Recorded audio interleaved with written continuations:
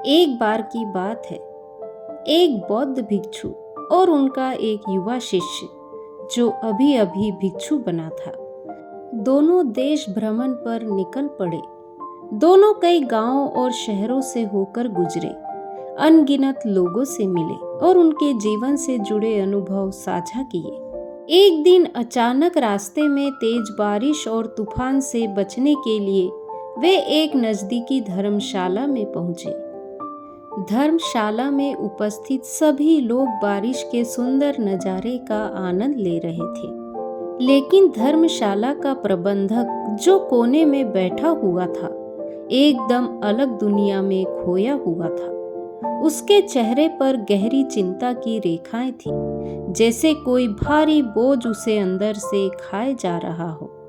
बौद्ध भिक्षु की नज़र जब उस प्रबंधक पर पड़ी तो उन्होंने उसे ध्यान से देखा और पास जाकर शांति भरे स्वर में पूछा, तुम इतने उदास क्यों हो? इस मौसम की खुशियां तुम तक क्यों नहीं पहुंच पा रही है?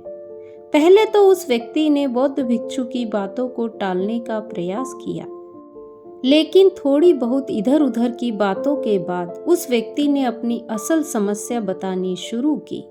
व्यक्ति ने कहा, मैं जो भी करता हूँ उसमें कुछ न कुछ गड़बड़ हो ही जाती है। मैं इतनी मेहनत तो कर ही रहा हूँ, फिर भी कहीं अच्छा काम नहीं मिल पा रहा है और ना ही ढंग से घर की जरूरतें पूरी कर पा रहा हूँ। मेरी पत्नी मेरे दोनों बच्चों के साथ अपना मन मार कर रहती है कि एक दिन तो सब अच्छा हो जाएगा। ना मैं अच्छा पिता बन पाया और ना ही अच्छा पति।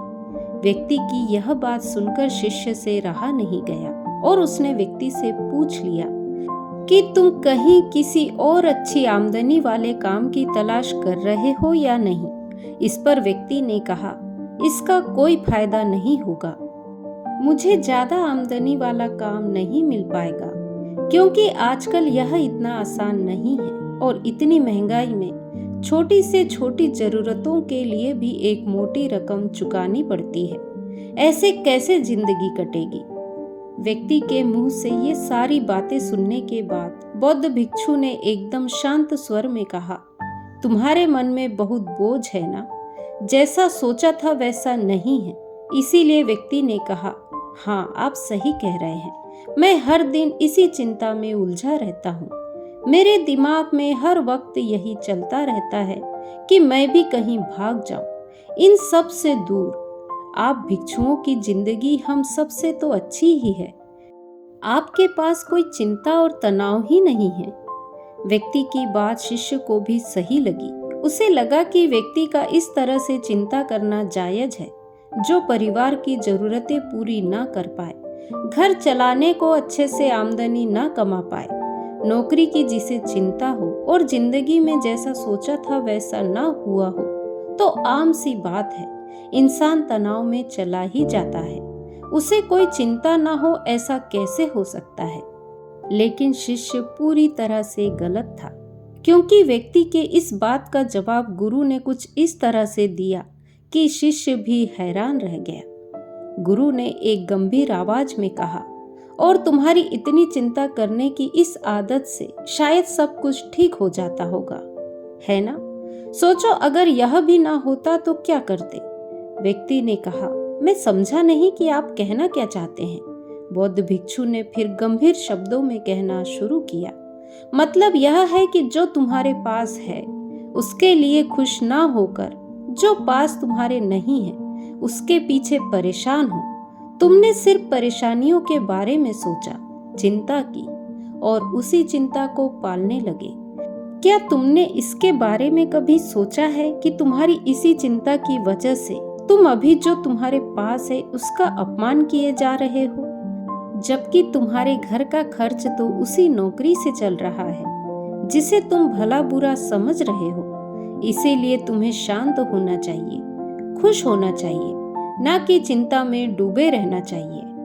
व्यक्ति ने कहा, हाँ, लेकिन अभी जिन समस्याओं से मैं जूझ रहा हूँ उनकी मुझे चिंता होती ही है। मेरे अलावा बाकी सभी खुश हैं और आराम से जिंदगी जी रहे हैं। मन करता है मैं कहीं भाग जाऊं जहां शांति मिल सके। आगे बौद्ध भिक्षु ने कहा, हाँ सही कहा, तुम्हारे अलावा बाकी तो हर इंसान खुश है जो भी अपनी समस्याओं को लेकर बैठने की जगह उनका समाधान खोजकर उसे मिटाने में लगे हुए हैं।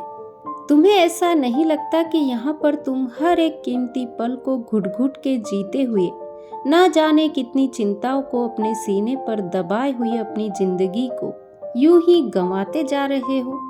इतनी चिंताएं करके क्या तुमने जिंदगी को ठीक तरह से जिया है?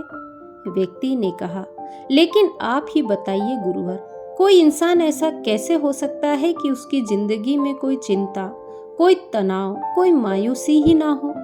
हाँ, मैं मानता हूँ कि आप इस सांसारिक जीवन से दूर है, लेकिन जो इस संसार में फंसे हुए हैं और जो अपनी जिम्मेदारियों को अंत तक निभाना चाहते हैं, उन सब की जिंदगी में इतनी चिंताएं हैं कि हर कोई लगभग मेरे जैसा ही है।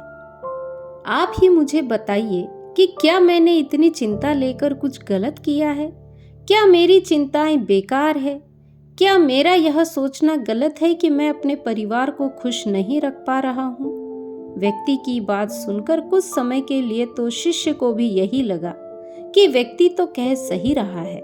आखिर कोई व्यक्ति ऐसा कैसे हो सकता है कि उसकी जिंदगी में चिंता, तनाव और मायूसी ना हो? लेकिन शिष्य अब सुनना चाह रहा था कि इसका समाधान गुरु अब किस तरह से निकालेंगे। उसे इंतजार था कि गुरु अब इस व्यक्ति को क्या जवाब देंगे। बौद्ध भिक्षु उस व्यक्ति से शांति से कहना शुरू करते हैं, हाँ, यह बात सच है कि दुनिया में इस चीज से कोई नहीं बचा है। मैं मानता हूँ कि सांसारिक जीवन के अंदर तनाव होता है, चिंताएं होती है, लेकिन ऐसा तो नहीं है कि सन्यासी बन जाने से या साधु बन जाने से जीवन की सारी समस्याएं खत्म हो जाती है। हमें भी कई तरह की चिंताएं होती है, लेकिन हम तुम्हारी तरह इन चिंताओं को पाल कर नहीं रखते। व्यक्ति ने कहा, मतलब मैं समझा नहीं गुरुवर।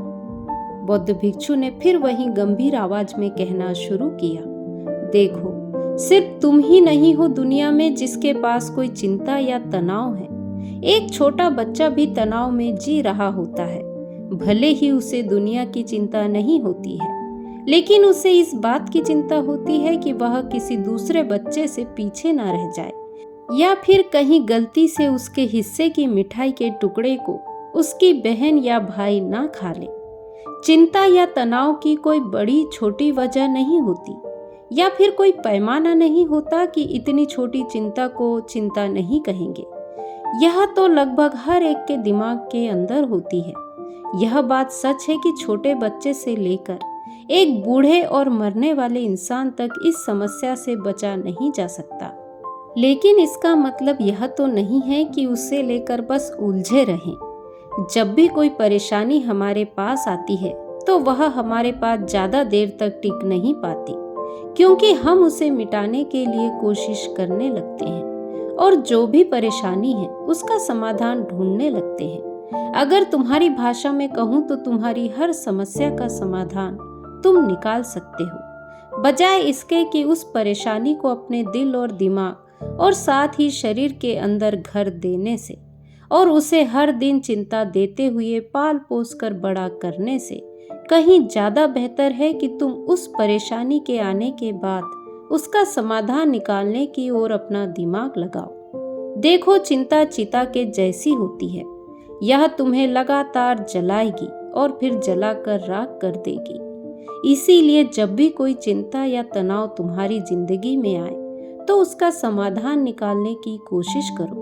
उसे लेकर रोते रहने से या फिर हमेशा चिंता में उलझे रहने से कुछ भी हासिल नहीं होता है। अगर यह चिंताएं तुम्हारी जिंदगी में नहीं आएगी तो जिंदगी तुम्हें अच्छी नहीं लगेगी, क्योंकि अंधेरे के बाद जब उजाला आता है तो उसकी अहमियत ही दूसरी होती है। इसीलिए जिंदगी में ये चिंताएं आना भी जरूरी है। यह हमेशा कुछ सिखाकर और तुम्हें मजबूत बना कर जाती है। इसीलिए अब से चिंता में जीना बंद कर दो और अपने इस बचे हुए समय को खुशी खुशी बिताओ। इतनी उलझी हुई समस्या जो इस समय हर इंसान के आसपास घूम रही है, उसका इतनी आसानी से हल निकलता हुआ देखकर शिष्य और वह व्यक्ति दोनों पूरी तरह से हैरान थे। व्यक्ति को बौद्ध भिक्षु की बातें सुनकर ऐसा महसूस हुआ कि शायद हम सभी ने अपनी जिंदगी को कुछ ज्यादा ही मुश्किल बनाया हुआ है। हर इंसान को कहीं ना कहीं इन सब बातों का पता होता है, लेकिन हम फिर भी चिंताओं में डूबे रहते हैं और अपनी जिंदगी को उलझाते रहते हैं। उसने सोचा शायद यह बौद्ध भिक्षु या फिर कोई भी सन्यासी इसीलिए इतनी शांति और इतनी सुलझी हुई जिंदगी जीते हैं क्योंकि वह जिंदगी के उलझनों में छुपी हुई एक उम्मीद की किरण को आसानी से देख पाते हैं, क्योंकि वह उसी उम्मीद की किरण को देखना चाहते हैं जो जिंदगी को और भी ज्यादा सुलझा हुआ बनाती है। उस व्यक्ति को बौद्ध भिक्षु की बातों से एक नई ऊर्जा मिली और समस्याओं को देखने का एक नया नजरिया उसे मिला। उसने निश्चय किया कि आज से वह समस्याओं को लेकर परेशान होने की बजाय उनका समाधान खोजने में अपना ध्यान लगाएगा। तो दोस्तों, उम्मीद करते हैं कि आज की कहानी आपको पसंद आई होगी। कहानी पसंद आई हो तो वीडियो को लाइक, शेयर, कमेंट करें और मेरे चैनल को सब्सक्राइब करें। नमो बुद्धाय।